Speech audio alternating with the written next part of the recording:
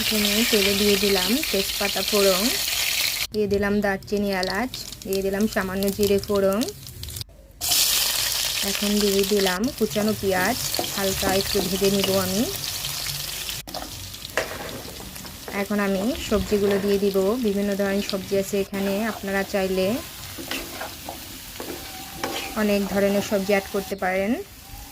দিয়ে দিলাম পরিমাণ মতো লবণ, দিয়ে দিলাম পরিমাণ মতো হলুদের গুঁড়া। এখন আমি এগুলোকে মিক্সড করে নিব। আমি কিন্তু এখানে 5 ধরনের সবজি ইউজ করেছি, আমার ঘরে এগুলোই ছিল। আপনাদের যদি আরও বেশি থাকে আপনারা আরও করতে পারেন সবজি। আমার বাসায় গাজর ছিল, কাঁচা পেঁপে ছিল, শালগম ছিল,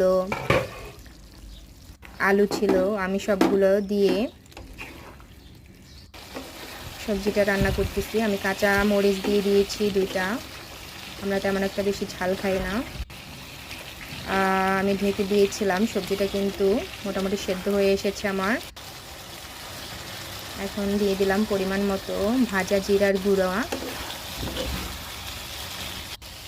আমি নেড়ে চেড়ে ভালো করে মিশিয়ে নিতেছি। এই সবজিটা কিন্তু খেতে দারুণ হয়।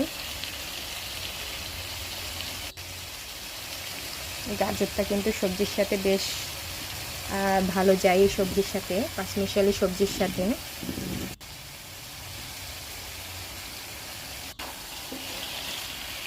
এভাবে রান্না করে খাবেন, একদম সিম্পল রেসিপি, খেতে কিন্তু দারুণ লাগে।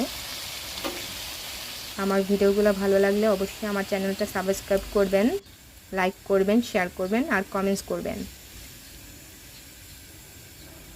আমার রান্না কিন্তু ডান।